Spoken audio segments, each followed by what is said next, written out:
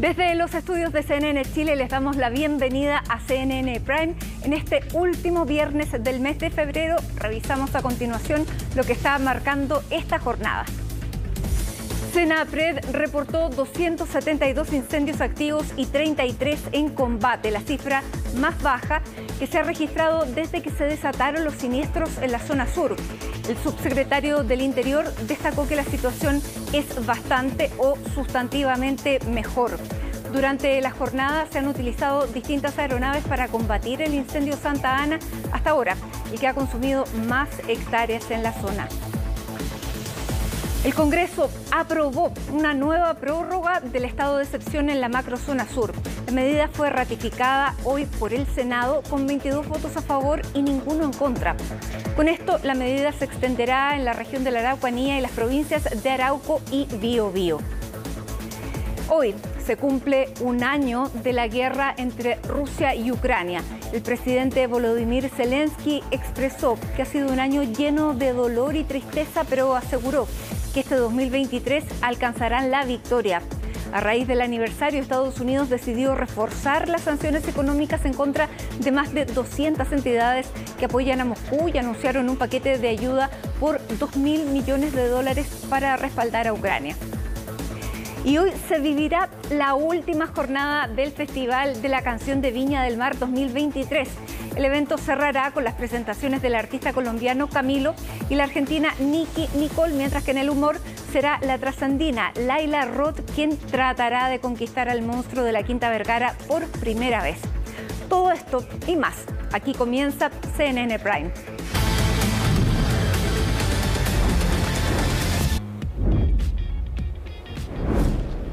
Y nos trasladamos hacia el sur del país. Los equipos de emergencia continúan el combate en el incendio Santa Ana en Coronel. Sin embargo, las autoridades ya advierten una disminución en su intensidad. Tomamos contacto con Paul Foller desde Carriel Sur. Paul, este incendio Santa Ana lamentablemente ha sido uno de los más intensos y los más rebeldes hasta ahora. Buenas noches. Hola Matilde, muy buenas noches. Así es, más de 70.000 hectáreas ha consumido este incendio denominado Santa Ana, que recordemos comenzó ya al inicio de la emergencia que ha afectado la zona sur de nuestro país. Está radicado principalmente aquí en la región del Biobío y, como les comentaba, ha arrasado ya con más de 70.000 hectáreas, pero afortunadamente hoy día presentó mejores condiciones para poder combatirlo, sobre todo porque bajó algo la temperatura, también había harta humedad y de alguna manera eso permitió que se pudiera combatir de mejor manera. Estuvo no totalmente contenido, pero sí hubo avances en su contención en varios sectores. Recordemos que este incendio en particular está dividido en 6 zonas y solo hoy día una de esas zonas estaba con alguna actividad. Por lo tanto, los distintos brigadistas también, las aeronaves aprovecharon esta oportunidad de este microclima o esta ventana meteorológica que se presentó para poder entonces atacar este incendio y por eso se desplegaron gran cantidad, sobre todo de aeronaves, las más grandes, como son denominados los tanqueros, que vienen aterrizando. De hecho, justo algunos, a esta hora, algunos de ellos para terminar su labor en esta jornada. Recordemos que al menos en la región del Biobío, que es la más afectada por esta emergencia, hay 14 incendios en combate, han consumido más de 200.000 hectáreas y hay 25 incendios controlados. Eso sí, se espera, Matilde, que a partir del próximo domingo y también del lunes vuelvan a subir las temperaturas, aumenten los vientos por sobre los 40 kilómetros por hora y eso de alguna manera complicaría la contención de estos incendios y por eso todas estas medidas preventivas de atacar el incendio con las aeronaves, también con brigadistas, hacer cortafuegos, humedecer la zona, en fin, distintas medidas que se han tomado entonces para prepararse para estos próximos días que, como han dicho las autoridades, van a ser bien complejos. Escuchemos entonces las palabras que entregaron las autoridades sobre este evento en particular. Nosotros tenemos razonables expectativas de poder, como ya hemos dicho, controlar primero el incendio más relevante y más complejo que hemos enfrentado, que está en la región del Biobío, que es el incendio Santa Ana. Este incendio que tiene 74.000 hectáreas consumidas. El trabajo de todas las personas que han estado combatiendo el incendio nos permite decirle al país que estamos cerca de controlarlo.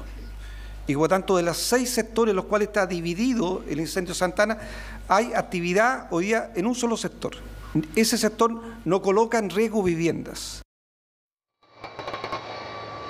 Sí, no coloca en riesgo viviendas en ese sector en particular, Matilde, porque el trabajo que han hecho los brigadistas, bomberos también, ha sido bastante notable porque han salvado muchas de las viviendas que están en medio del bosque, muy cerca de los árboles que han sido siniestrados y afortunadamente no se han lamentado viviendas destruidas, al menos en ese sector. Y a propósito de las viviendas, Matilde, hoy día en particular tuvo un despliegue la delegada presidencial para la reconstrucción, Paulina Zabal, quien recorrió la zona, se reunió con autoridades de la región, con alcaldes, para dar a conocer cuáles van a ser las medidas, cuáles son las proyecciones que se hacen para la etapa de reconstrucción, que recordemos avanza en paralelo también con la atención de la emergencia provocada por los siniestros. Hoy día se anunciaron algunas medidas, recordemos que al menos en la región del Biobío ha ido muy lenta la entrega de las viviendas de emergencia, a diferencia con otras regiones. Escuchamos, Matilde, las palabras que entregaron las autoridades respecto a este punto en particular. El proceso de reconstrucción queremos que tenga algunos énfasis o atributos y que tienen que ver en primer lugar con la pertinencia territorial. Y eso hace muy importante que el diseño, que la comprensión de los temas y las particularidades de cada región estén en la base del proceso de reconstrucción. El segundo tema que nos ha pedido el presidente es que sea un proceso de reconstrucción integral, es decir, que aborde las distintas dimensiones, tanto económico-productiva, la dimensión del bienestar social, y el tercer atributo de este plan de reconstrucción debe ser la colaboración basada en la complementariedad. Probablemente la restauración agroecológica de un sector va a tomar varios años, pero definir ayudas a partir de determinar la brecha para que lugares que pudieran ser objetos de derrumbes pudieran recibir, por ejemplo, algún tipo de sembradío, de remolacha, nos han dicho en algunos casos, que permita afirmar cerros, por decirle. Las ayudas, las construcciones de viviendas de emergencia necesariamente deben estar terminadas de aquí hacia fines de abril o a mediados de mayo, porque vienen las lluvias. Por ejemplo, entonces va a depender de cada una de las materias los tiempos, pero el espíritu, que no se nos quede nadie afuera y que las ayudas sean oportunas. Ahora, Paul, claro, el fin del mes de febrero no significa el fin de las condiciones meteorológicas extremas, porque, como decíamos, estos 2 días son ventanas antes de una nueva ola de calor. ¿Qué es lo que se espera ya para el domingo? Bueno, se esperan temperaturas que sobrepasen los 30-33 grados, no solo aquí en la región del Biobío, sino que va a ser una ola de calor que viene desde Valparaíso hacia el sur, por lo tanto van a ser condiciones climáticas que no van a ser las mejores, como yo te comentaba también, Matilde, vientos por sobre los 30-40 kilómetros por hora, es un viento seco, que eso también complica porque tiene poca humedad, por lo tanto son condiciones, al menos esos 3 factores, el viento, la temperatura y la humedad, son claves para contener los incendios, y lamentablemente a partir del domingo y el lunes no van a ser muy favorables. Por eso hoy día, particularmente hoy día, lo que decían los brigadistas es que había que aprovechar esta ventana entre hoy día, también mañana, para hacer toda la labor de prevención, de cortafuegos, de humedecer los sectores, también de despejar los caminos. Hemos visto que durante los últimos días el incendio de Santa Ana pasó muy cerca, pasó directamente por la ruta de la madera, arrojó algunos escombros, también algunos troncos, y por eso también se está haciendo un estudio técnico para medir las consecuencias de eso y cómo prepararse también. Esto es importante, quizás no se ha hablado mucho, pero cómo prepararse para la época de lluvias, porque al ser un terreno siniestrado, lo que explicaban los técnicos es que el suelo queda muy debilitado, por lo tanto, cuando eso se junta con algunas lluvias, con precipitaciones, bien digo, durante los próximos meses, puede generar algunos deslizamientos de tierras, también escombros que básicamente terminen en el camino, lo que puede poner en riesgo, por supuesto, a la ciudadanía. Vamos a revisar, Matilde, el informe que preparó Francisca Cárdenas respecto a las condiciones meteorológicas que se esperan para los próximos días y cómo eso podría afectar al control de la emergencia. Son 33 los incendios que se encuentran aún en combate en diversas zonas del centro-sur del país. Si bien es la cifra más baja desde el 31 de enero, la preocupación por rebrotes o nuevos siniestros permanece, especialmente por las condiciones climáticas de este fin de semana. Hay un aviso de altas temperaturas que va a estar concentrado en la región de Valparaíso y en la región metropolitana, con presencia de vientos. Por lo tanto, el primer mensaje a la región de Valparaíso y a la región metropolitana es, de nuevo, la comunicación de riesgo.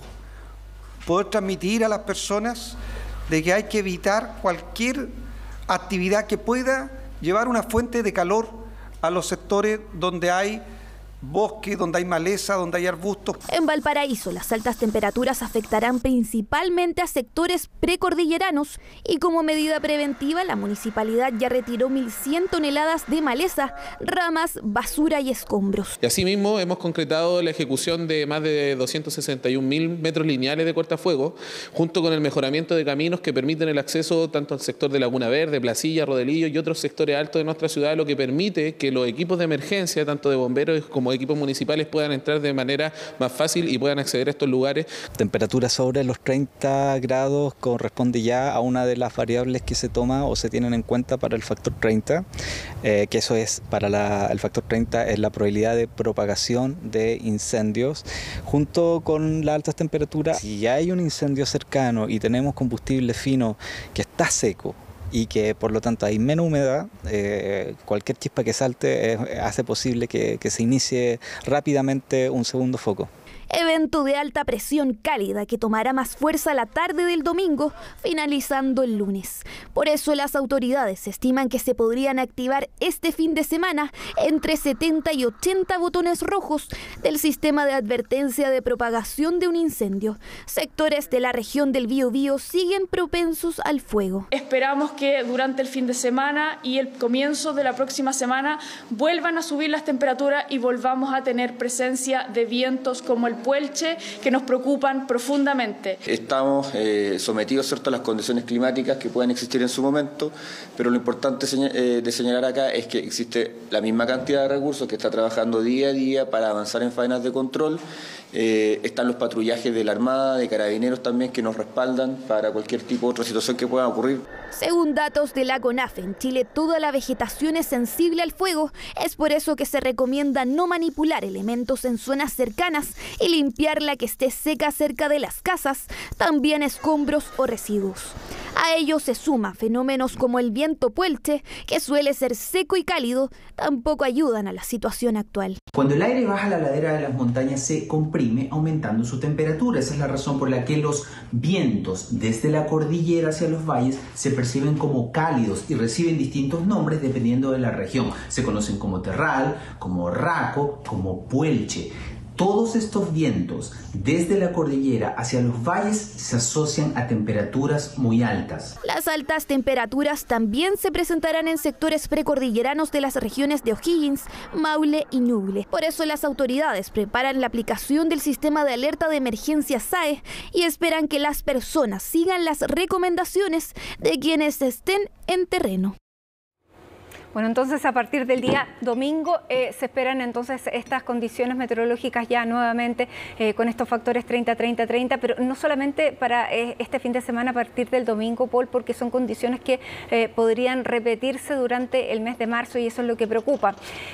También quería saber qué es lo que va a pasar con los ministros enlace, que todavía se mantienen algunos han sido reemplazados por subsecretarios y eso ha sido una figura que hasta ahora ha dado resultados. ¿Qué es lo que se espera también ya para el mes de marzo, cuando ya todas las autoridades que salieron de vacaciones vuelven y que se comienza también a trabajar fuerte en Santiago?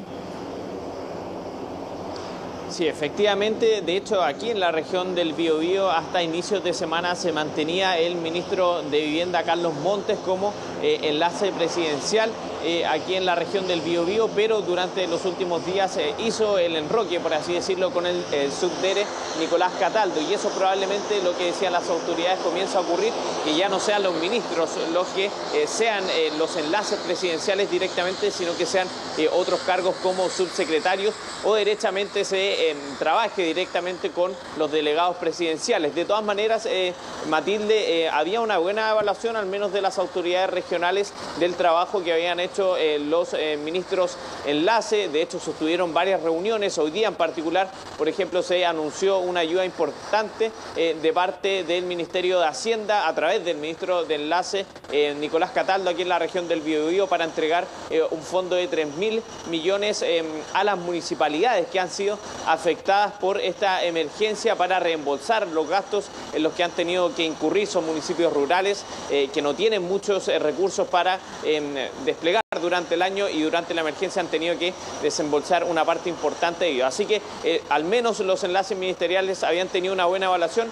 Ya en marzo efectivamente se retoman las actividades con normalidad, vuelve también el Congreso. Se sabe también que se está conversando un posible cambio de gabinete, así que los ministros se desplegarían, volverían nuevamente al Palacio de la Moneda, pero de todas maneras se mantendrían algunas visitas, por ejemplo, aquí a la región del Biobío, dependiendo obviamente de cómo evolucione la emergencia, si es que se torna más grave o si es que finalmente se termina de contener, como al menos en los últimos 2 días se ha avanzado en esa dirección.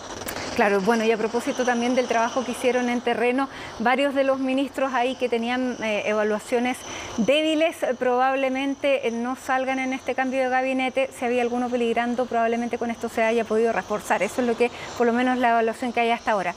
Muchísimas gracias, Paul, por toda la información, todos los detalles. Esperamos entonces que esta ventana que dura hasta el domingo sirva para preparar todo lo que sea necesario para que estas condiciones que son favorables a la propagación no lo sean tanto. Ahí seguimos viendo también el combate al fuego cerca de donde estás. Muchas gracias y buenas noches. Buenas noches, Matilde, estén bien.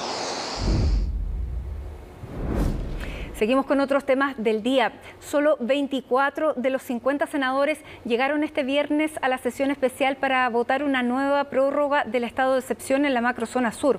La medida fue aprobada por los parlamentarios y regirá por otros 15 días más, hasta el próximo 12 de marzo.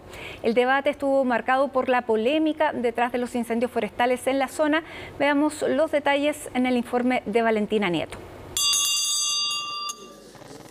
Queremos agradecer la presencia de la ministra de Interior, Carolina Toá. Imagen muy distinta a lo que se vivió la jornada del jueves en la Cámara de Diputados. Esta vez, la ministra del Interior asistió a la votación de la prórroga del estado de excepción en el Senado. La explicación de su ausencia el día anterior fue clara. Yo creo que cualquiera ha visto que hemos organizado una manera de cubrir la temática de los COGRID nacionales, en que nos alternamos con el subsecretario, y cuando teníamos claro que venían estas 2 sesiones en el Congreso, en esa época decidimos que el día que fuera a la Cámara yo me quedaba en el COGRID, él venía al Congreso, y hoy viceversa. Y es que la ausencia de la jefa de gabinete causó molestia en la oposición, la que incluso le negó la entrada a la sala a quien era su reemplazo.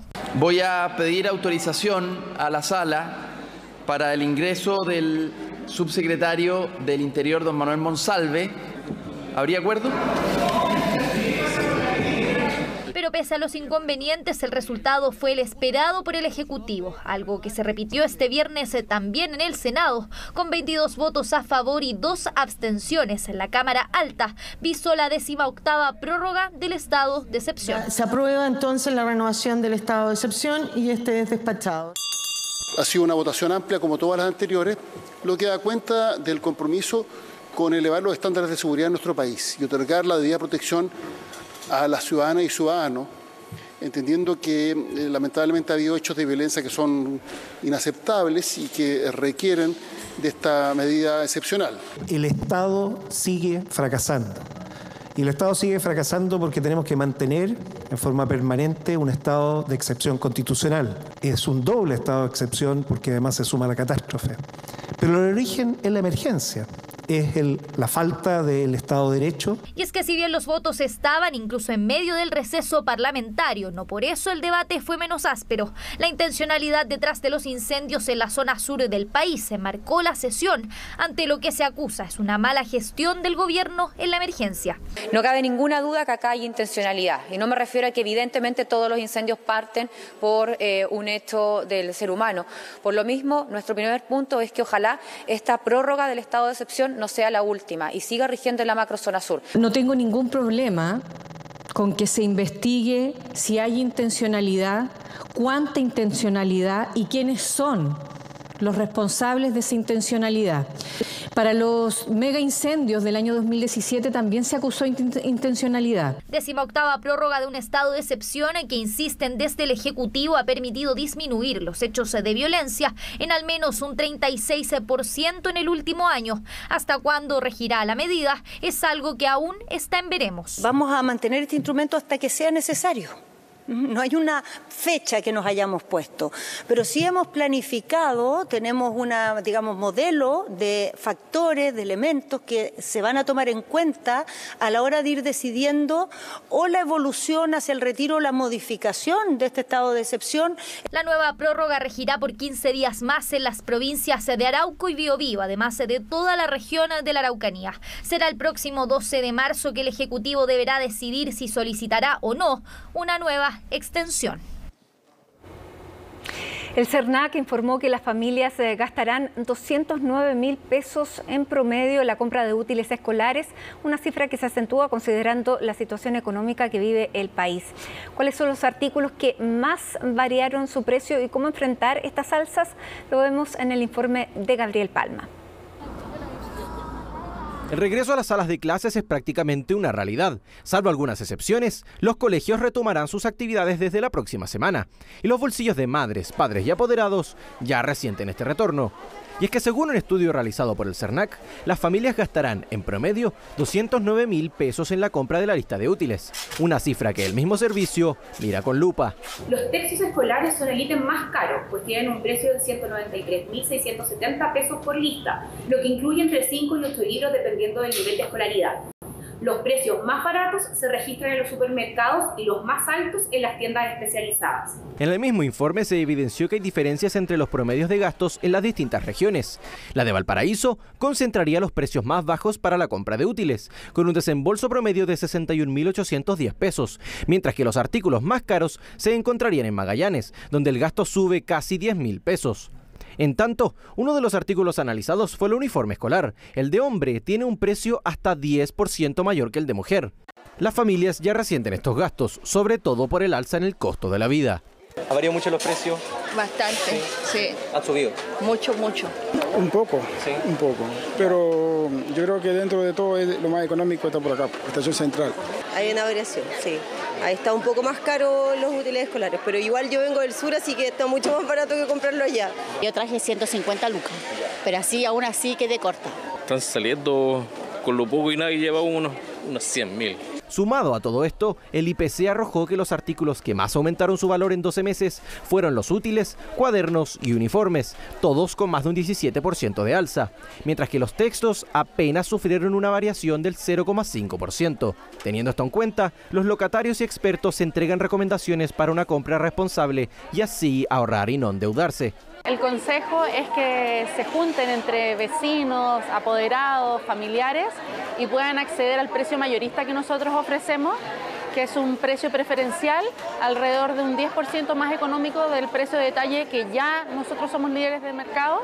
En primer lugar, cotizar. También en los textos escolares, buscar la posibilidad de comprar estos textos usados. Puede ser una alternativa respecto del uniforme escolar, el reciclaje de estas ropas. Debemos evitar buscar herramientas de endeudamiento que conlleven el alto pago de tasas de interés, como por ejemplo los avances en efectivo y los créditos con tarjetas del retail.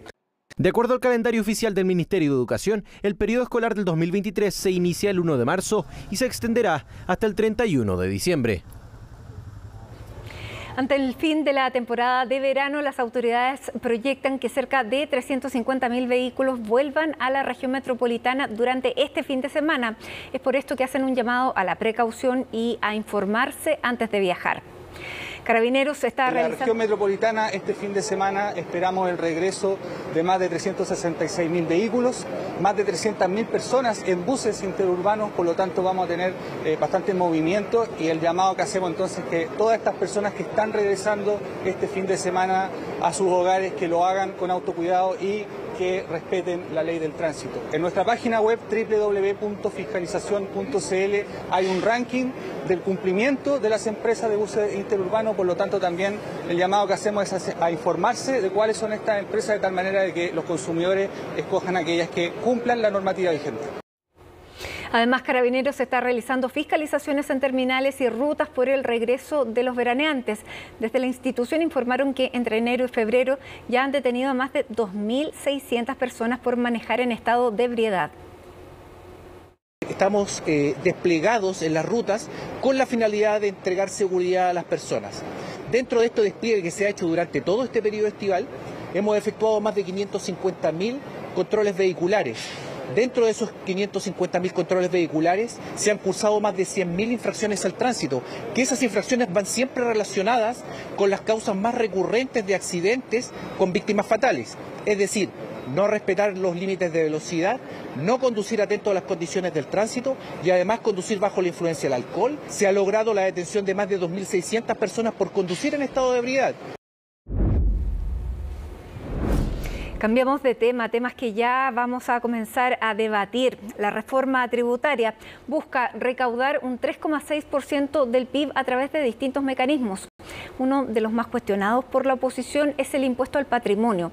Es por esto que la CPC propuso una alternativa. ¿De qué se trata? Belén Vázquez nos cuenta.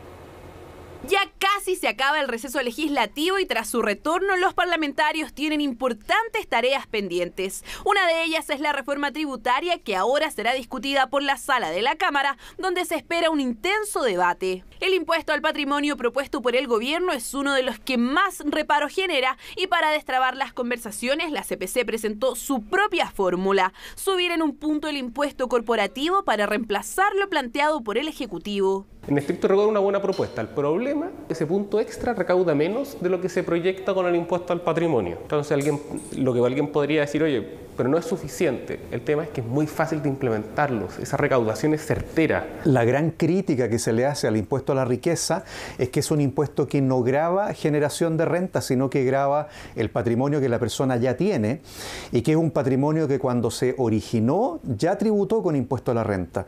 La idea de la Confederación de la Producción y el Comercio aumentaría de 27 a 28% el impuesto que pagan las grandes empresas. Según algunas estimaciones, recaudaría 0,16% del PIB, equivalente a 350 o 450 millones de dólares.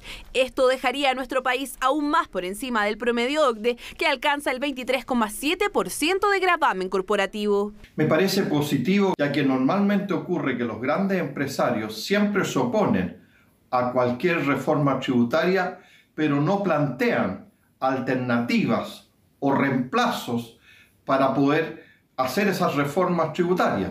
Quisiera reiterar que nosotros somos contrarios a subir impuestos y en general hemos votado prácticamente toda esta reforma en contra, precisamente porque creemos que es un pésimo instrumento en un momento en que Chile está en una crisis económica. Si bien es menos recaudación que lo que obtendría el impuesto al patrimonio, algunos expertos dicen que es una recaudación segura, a diferencia del impuesto patrimonial, que según estimaciones del Ejecutivo alcanzaría 0,48% del PIB, no habría que implementar nuevos mecanismos de fiscalización y se sabe con certeza cuál es la base a la que se le aplica. Este 1% sobre el impuesto corporativo, esa estimación es casi absoluta. Uno puede estar un poquito más, un poco menos, pero tú sabes que va a recaudar eso. Es fácil preverlo, tú sabes los movimientos de flujos de las empresas.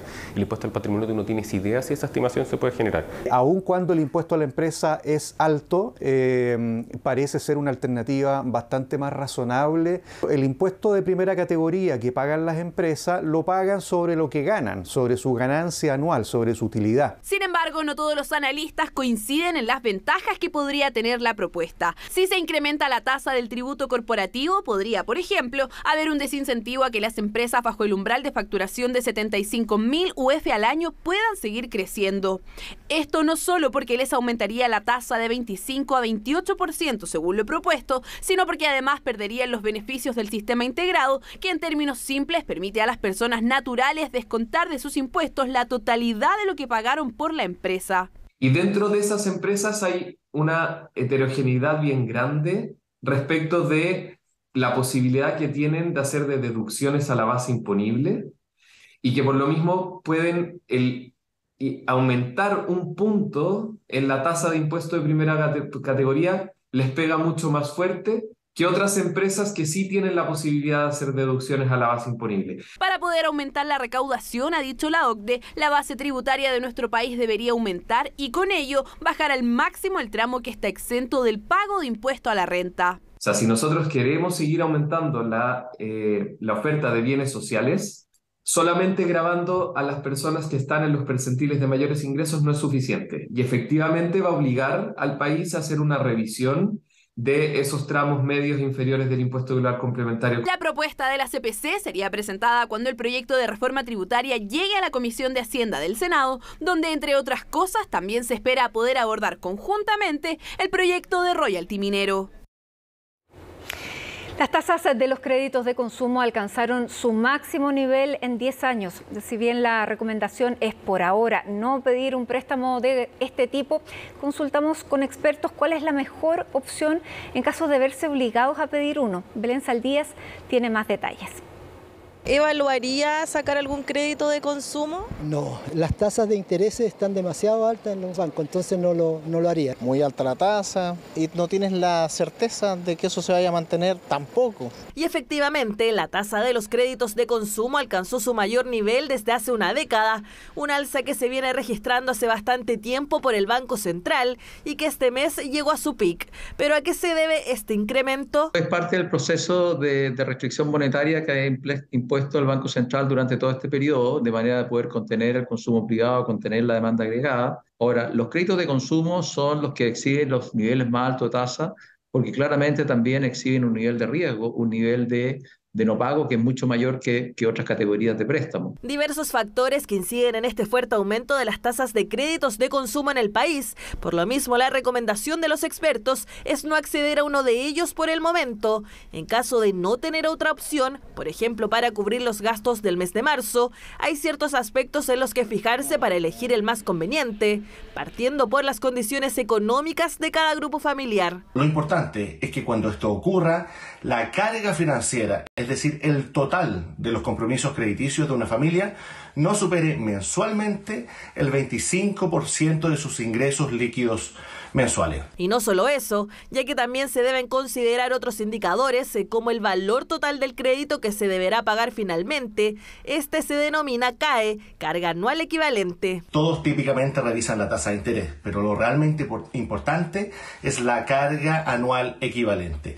¿Qué es esto? Es el conjunto de costos de un crédito que incluye la tasa de interés, los costos administrativos y los seguros. Algunas instituciones tienen tasas de interés muy bajas, pero los seguros son muy altos y esto hace que el costo total del crédito sea mucho mayor. Por lo mismo es que para optar por la mejor alternativa, la recomendación es cotizar en diferentes bancos. Cada uno posee simuladores de créditos de consumo que permitirán elegir el que más se ajusta a las necesidades. Hay otros simuladores, como el del Servicio Nacional del Consumidor, el CERNAC, que agrupa diversas entidades financieras. Se trata de un simulador gratuito que se actualiza una vez por mes y permite, antes de solicitar un crédito, saber cuál será su costo y así poder tomar la mejor decisión de consumo. Para realizar la simulación, las y los consumidores deben seguir los siguientes pasos: elegir el monto del crédito y escoger el número de meses que considera para pagar el crédito. Además, los expertos recomiendan que en caso de optar por un crédito de consumo en estos tiempos, donde la tasa de interés supera el 30%,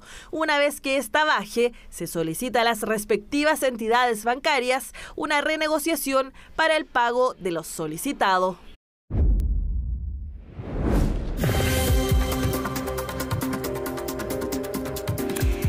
Un año año se cumple desde la invasión rusa a Ucrania, una invasión que esperábamos durara tal vez semanas, a más tardar meses. Sin embargo, ya lleva un año y las expectativas, las perspectivas no dejan ver cuándo pudiera finalizar este conflicto. Con Jacinta Molina vamos a revisar qué es lo que ha cambiado en el mundo desde un año hasta ahora y cuáles son las perspectivas de este conflicto. Bienvenida nuevamente, Jacinta. Gracias, ¿cómo estás, Matilde? Buenas noches. Y para profundizar precisamente en aquello, porque a propósito de esta fecha también es bueno recordar qué fue lo que estaba ocurriendo en ese entonces, hace un año atrás, cómo de cierta manera se gatilla esta invasión a gran escala en un país que ya en un territorio estaba viviendo una guerra. Es que vamos a revisar el siguiente mapa que nos muestra, por ejemplo, cómo era el territorio ucraniano antes de ese 24 de febrero del año 2022. Los puntos verdes que tenemos ahí marcados son donde estaban desplegadas las tropas rusas cuando se advertía ya que podía ocurrir esta invasión. Ese punto verde allá, por ejemplo, es Transnistria, que es este territorio separatista en Moldavia, al norte, por cierto, por Bielorrusia, también en Rusia, y Crimea, por cierto, destacada especialmente porque sabemos que esta península fue anexada por Rusia ilegalmente el año 2014. Recordemos que esa anexión no es reconocida por la comunidad internacional,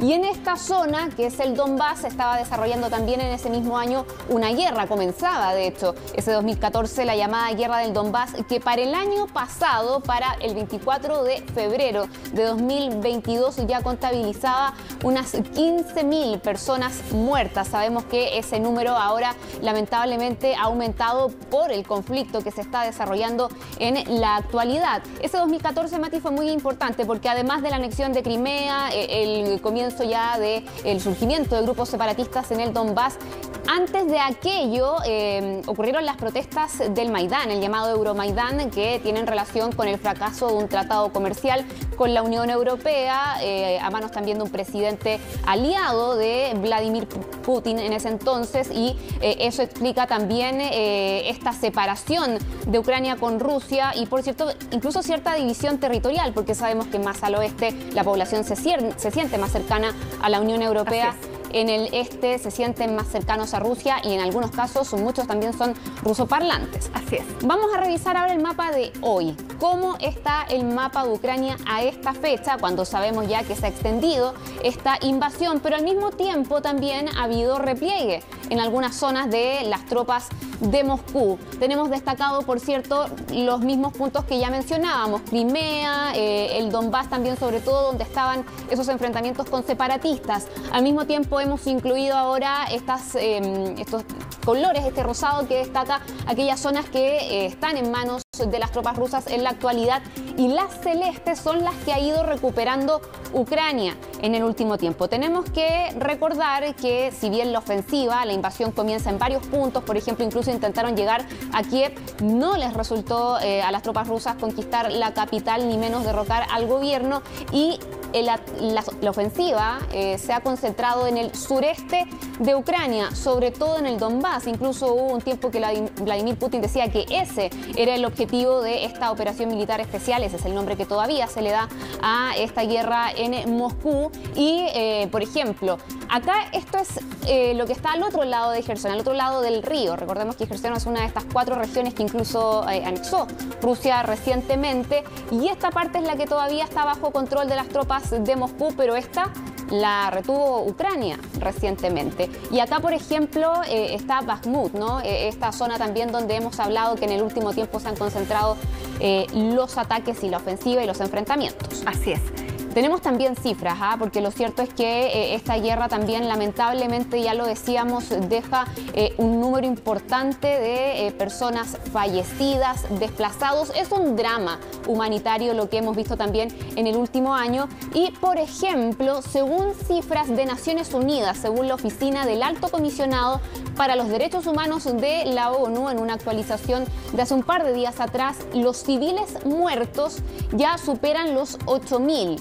heridos 13.000, para ser concreta 8.006 según este reporte que se entregaba el 21 de febrero, y en el caso de los heridos 13.287, pero este mismo organismo dice que esos números pueden aumentar. Claro, y no están contabilizados los soldados de ninguno de los dos lados, porque se habla de más de 100.000 muertos por cada uno de los países, incluso se habla de más por el lado ruso. Cuéntanos. Sí, exactamente. Tengo acá anotado, de hecho, esas bajas, porque lo cierto es que ni Ucrania ni Rusia han revelado concretamente cuáles son sus bajas, porque claro, esto también es una guerra comunicacional. Y según Rusia, las bajas en su país eran 5.937 según el último reporte que entregó, pero el último reporte que se entregó en septiembre. Ahora, por ejemplo, desde Reino Unido, desde el Ministerio de Defensa de Reino Unido, dicen que esas bajas en Rusia ya serían más de 200.000. Y ojo, en Ucrania tampoco han entregado todos los antecedentes sobre este tema, porque un asesor de Volodymyr Zelensky hablaba en diciembre de 13.000, pero en Noruega, por ejemplo, dicen que ese número puede ascender a más de 100.000. Así es. Así que ese es un número también importante. Y está, por cierto, la crisis de refugiados, la mayor desde la Segunda Guerra Mundial en Europa, que deja este conflicto. Tenemos que distinguir entre aquellas personas que han salido de las zonas más riesgosas, sobre todo el sureste, donde están concentrados los combates, y se han desplazado, por ejemplo, a otras partes de Ucrania, al oeste, a Leópolis u otras ciudades. Y en este caso hablamos de desplazados internos que, según ACNUR, son ya más de 5 millones. Pero los refugiados en Europa, es decir, aquellas personas que huyeron de Ucrania a otros países, huyeron de la guerra, recordemos que en este caso no estamos hablando de migrantes porque pasan a ser refugiados y por lo tanto se les debe dar protección también en otros estados, ese número asciende a más de 8 millones según las cifras de Naciones Unidas también a este conflicto que ya cumple un año. Bueno, un conflicto que muchos decían esto pudiera desencadenar la Tercera Guerra Mundial, pero claro, no la ha desencadenado oficialmente, pero desde la Segunda Guerra Mundial es la guerra que se ha mundializado más, que ha involucrado a más países apoyando a estos dos que están oficialmente en conflicto, y como tú decías, estos refugiados en Europa, más de 8 millones, son las consecuencias más grandes que se ha tenido desde la Segunda Guerra Mundial. En el plano económico, la afección para ya gran parte del planeta, lo vivimos con la inflación mundial. Hay muchas de las consecuencias y claramente desde el punto geopolítico, desde el punto de vista geopolítico, ya nada va a ser igual. Por lo tanto, ha tenido unas consecuencias bastante mayores a las que incluso pensamos cuando comenzaba esta invasión ahí a principios del año 2022. Así. Y a propósito de lo que mencionas, que ha sido la participación de otros países potencias, incluso no en el campo de batalla, no enviando tropas, porque se dijo desde un comienzo que eso ya sería una tercera guerra mundial, pero sí hay una acción indirecta. Vamos a revisar un mapa con aquellos países o instituciones que son los que más están entregando apoyo militar, sobre todo a Ucrania, y por lo tanto está también ese involucramiento indirecto en este caso. El primero de ellos es Estados Unidos, es el país que en la actualidad aporta, y por un gran margen, la mayor cantidad de asistencia militar y también económica, a tal punto que hoy día nuevamente el gobierno de Joe Biden anunció un nuevo paquete de ayudas también para Ucrania. En segundo lugar está Reino Unido, y en tercer lugar, no es un país, es una institución, son los países de la Unión Europea. Ellos se ubican en un tercer lugar, posteriormente ya más atrás Polonia, y en quinto lugar Alemania. No menor que Polonia durante esta jornada ya haya hecho la entrega simbólica, decían, de los primeros tanques Leopard. Bueno, es curioso porque Alemania en un principio mandó cascos. Ahora mandó tanques. Así ha ido creciendo el involucramiento de cada uno de los países en la guerra, y sumado a toda la ayuda económica, representa un poco menos de lo que tiene la misma Rusia dentro de su presupuesto para defensa. O sea, tiene cerca del 94-95% de lo que tiene Rusia, sumado en total. Ahora, claro, no ha estado todo coordinado en el mismo tiempo, pero va tratando de equiparar un poco la fuerza contra este gigante que se venía encima, pero que no ha tenido el resultado que ellos mismos esperaban. Exactamente. Vamos a revisar, Mati, un informe que ha preparado Macarena Román que nos cuenta cómo ha sido este último año, cómo comienza todo esto, pero también lo que hemos conocido en las últimas horas, las ceremonias, los actos, los anuncios.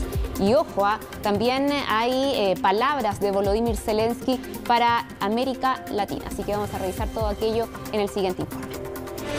This is CNN breaking news. Major breaking news this hour as Ukrainian government leaders say the Russian invasion has begun. Ее цель – защита людей, которые на протяжении 8 лет. Ми вже видаємо зброю і будемо видавати для захисту. Son imágenes que muestran el momento en que la guerra volvió a Europa. La mañana de ese 24 de febrero de 2022, Rusia concretaba una invasión a gran escala en Ucrania y la tensión se respiraba en todo el mundo. Solo 3 días de reconocer la independencia de las regiones ucranianas de Lugansk y Donetsk, Vladimir Putin anunciaba el inicio de lo que el Kremlin seguía denominando como una operación militar especial. De ahí en adelante, los ucranianos comenzaron a convivir diariamente con los sonidos de las sirenas antiaéreas. Inmediatamente las potencias occidentales anunciaron una batería de sanciones económicas contra Rusia, al mismo tiempo que la OTAN manifestaba su respaldo a Ucrania, pero negaba cualquier tipo de involucramiento directo que significara una nueva guerra mundial. A esa pregunta hay solo una respuesta. La OTAN no se convertirá en parte de la guerra. Ante los fallidos intentos de conquistar la capital Kiev y derrocar al gobierno de Volodymyr Zelensky, la ofensiva de Moscú se concentró en el sur y el este de Ucrania, particularmente la región del Donbass. Hubo intentos de negociaciones y hasta reuniones entre ambas partes, pero en marzo quedaron completamente congeladas y el conflicto se extendió por mucho más tiempo del que pensaba Putin en un principio.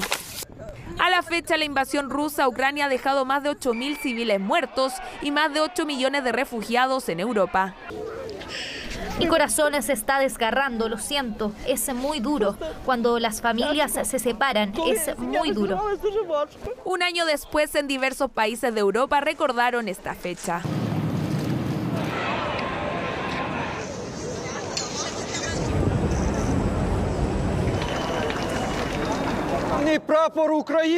Y por supuesto también en Ucrania, en el inicio del segundo año de la guerra, el presidente Volodymyr Zelensky encabezó una ceremonia en recuerdo a los soldados caídos y manifestó su confianza en un triunfo para sus tropas.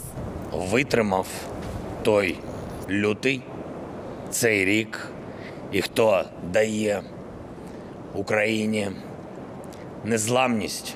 El mandatario recibió la visita del primer ministro de Polonia, quien llegó a Kiev con una misión específica. Hoy quiero, como el primer país europeo, entregarle simbólicamente a usted, Volodymyr, los primeros 4 tanques Leopard polacos. A la fecha son más de 40 los carros de combate que una decena de países ha comprometido a Ucrania con el objetivo de apoyar a Kiev ante una eventual gran ofensiva rusa. En paralelo, en esta fecha el G7 sesionó de manera telemática, mientras que las tensiones entre Rusia y Ucrania se trasladaron a la sesión especial convocada por el Consejo de Seguridad de Naciones Unidas. I kindly ask everyone to observe a minute of silence in memory of the victims of the aggression. Председатель, мы встаем, чтобы почтить память всех жертв произошедшего на Украине, начиная с 2014 года. Всех погибших.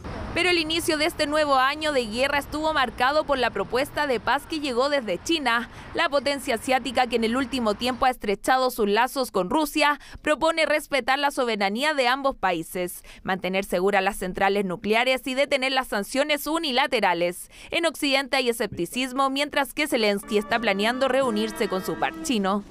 Eso dijo el mandatario ucraniano en una conferencia de prensa en la que también hizo un llamado a América Latina. Faltan algunos en este puño fuerte y unido y les diré quiénes faltan en el continente africano, en América Latina. Son muy importantes y me gustaría hacer una conferencia. Me gustaría hacer una cumbre de países latinoamericanos y Ucrania. Así comienza el segundo año de guerra en Ucrania, un conflicto global que se mantiene en las fronteras de este país europeo, todo mientras el drama humanitario continúa. ¿Y sabes, Mati, a quién le pidió directamente apoyo Volodymyr Zelensky en esa conferencia de prensa acá en la región?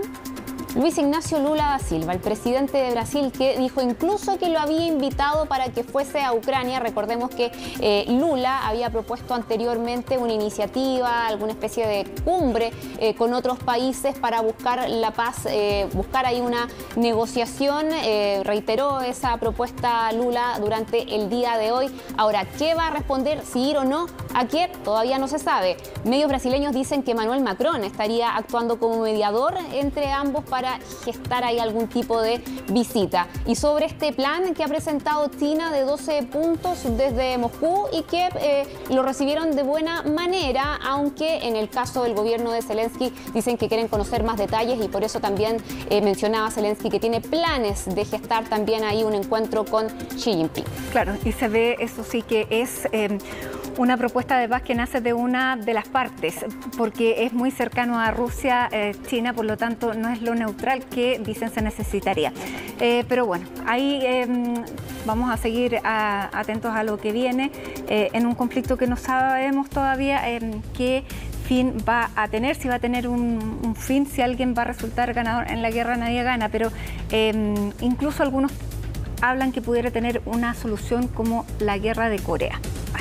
Ahí hay un final abierto. Muchísimas gracias, Hasi, por toda la información en este día clave, lamentablemente clave. Nos vamos a una pausa y ya estamos de regreso. Esto es CNN Prime, noticias, solo noticias.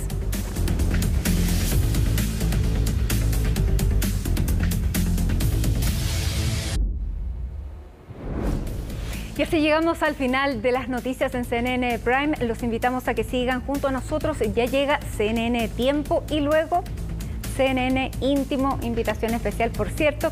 Que tengan un gran fin de semana. Viernes 24 de febrero, así estuvo nuestro país y el mundo. Somos CNN Chile. Muy buenas noches.